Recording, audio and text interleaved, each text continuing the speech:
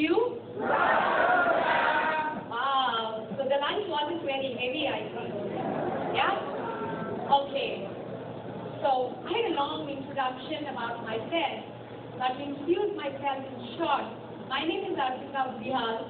I always say I'm born and brought up in IBM because I joined as a campus hire and I've been there for 15 years. So that's about myself in IBM. So today they give me a topic of performance management. And just before me, it was just talking about how the HR is evolving and how it is. So I think IBM stands as the best example for the topic I'm going to talk today on performance management. We are a 100-year-old company. We have evolved ourselves. And every time we have evolved ourselves, our employees have helped us for a change. I'll just start with a small story and then I'll take it forward with my topic. You all know about eagle. Eagle has a beak, and every 60 years it needs to go and change itself because the beak starts getting blunt. If it doesn't change, it's going to die because it's not going to be able to eat. So what it does is it goes up in the hill, stays for a year, cuts the beak and lets the beak grow. That's the change it makes itself, because when it comes back, it can survive 50 more years. So that's the way IBM looks at. If you look at IBM, every second year we have a different strategy, we have different things, because we believe in evolving. We go with so many changes. Sometimes change is constant, is the only thing that works in IBM. So with that, I want to start with my topic today on performance management.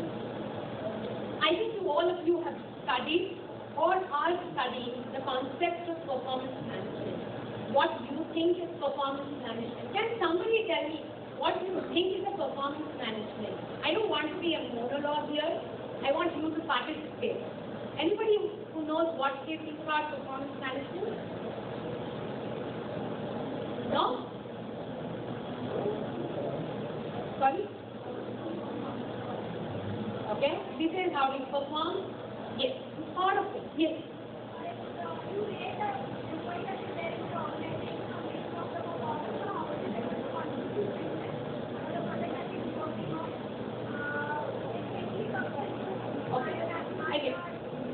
Okay. For the rest of you who were talking and could not listen, let me reiterate that. She just mentioned that it's based on a project, how you work, and how you are rated against it. Yes, that's something what we did previously. Not necessarily means we don't rate people. The way it happened earlier, when we looked at performance management, tasks were given to employees, and on a yearly basis, maybe the manager, the head of department, sat along with the employees to understand what you did, what you couldn't do, why you couldn't do that, and there was a particular rating given. Plus, there was a system where you had a bell curve, where you know that you have certain ratings to be put under a certain percentage, and then you take it forward. But those are something that happened maybe a few years back. I'm talking specific to an IT organization and a product division, where the way we are seeing it now is we do not no more have any kind of a bell curve. We don't believe in a bell curve, because the reason why there is no bell curve is you're trying to restrict number of people in a particular level. But that's not what you want. You're trying to measure people on the level of skills they have and how they are required to be performed against the market value. So we are trying to move to very different levels where it's not going to be on a bell curve system. So the way we did it in IBM, I keep going back because that's the only organization I've worked with. So when I look at IBM, the way we work, 2 years back, we ran a survey across IBMers. So that's a big family of more than 2.5 lakh employees that we have, where we ran a survey and we asked them, how do you feel the current performance system? What is the change you want to see in this? Employees spoke very differently. They said they were fed up of this bell curve system where they always had expect even if they have performed, they were compared against other team members, and somehow they felt that they were not marked to the level that they had got. So we received a lot of feedback from employees, more than 10,000 plus, where people spoke against it. Where some agreed, the ones who were extremely high rated agreed, but there was a lot of dissatisfaction. So the way we came up with the new performance management system is, we have a quarterly performance management system, wherein we have employees who put in their goals and they are assessed.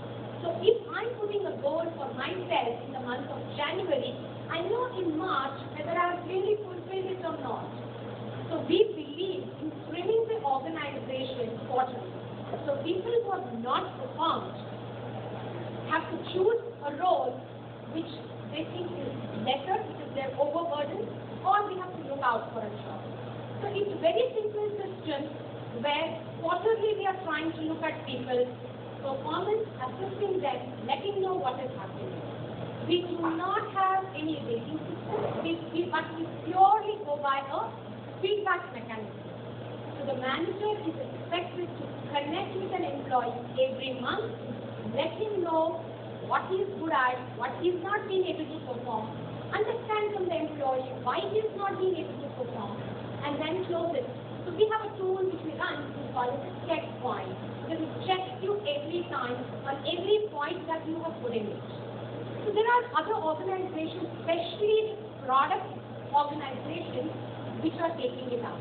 Why? Because there is no burden on the employee, and it's even more free flow because it's a feedback mechanism. But yes, the most important thing here is how mature is your manager, how good communication you can do.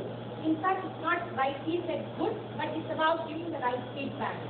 So what my role as an HR partner here is to equip the manager.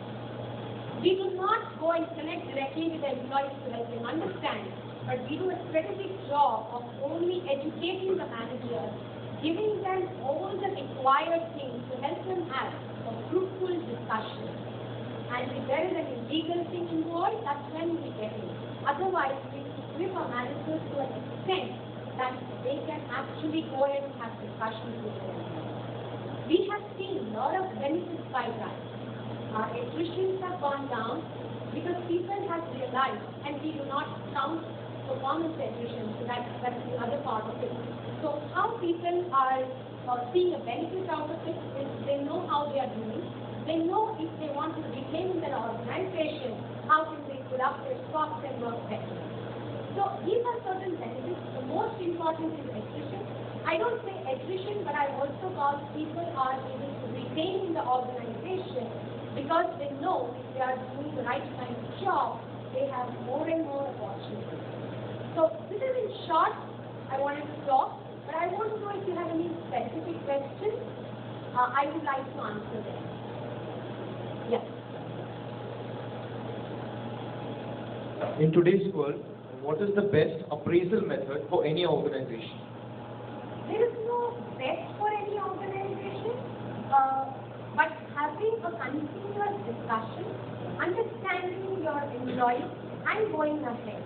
But at the same time, you cannot be completely at the mercy of the employee. There has to be a carrot and a stick game. Because at times it has to be a carrot, sometimes it has to be a stick game.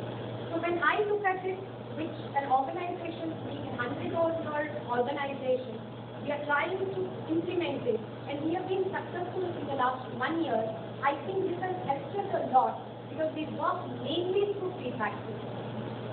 And we not only do a feedback, it's not only you giving to your manager, but your manager taking from you too. So that has actually helped us.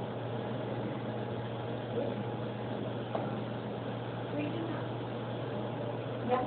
This one question which I have in mind when you said that you are born and brought up at IBM.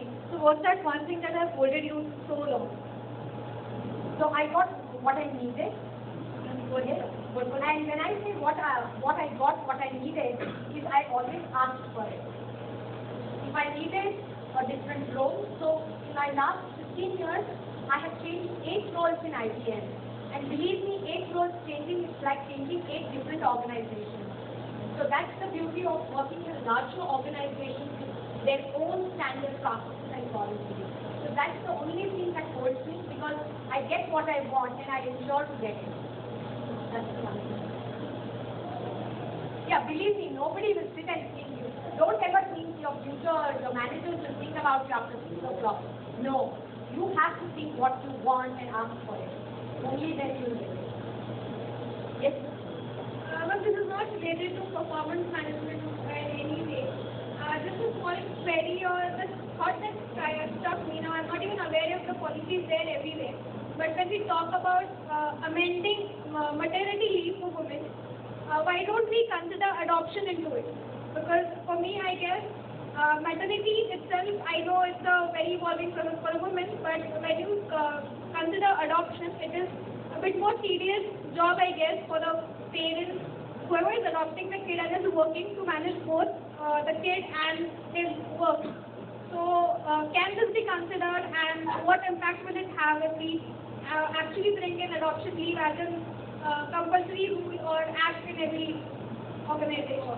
In fact, to answer, yes, we have it since past 52 years in IBM. So that's great. So we give about 2 months leave, not only for females, but for males. If they are married, or they are single and they are adopted. So we have it since 52 years as a policy for adoption. Thank you.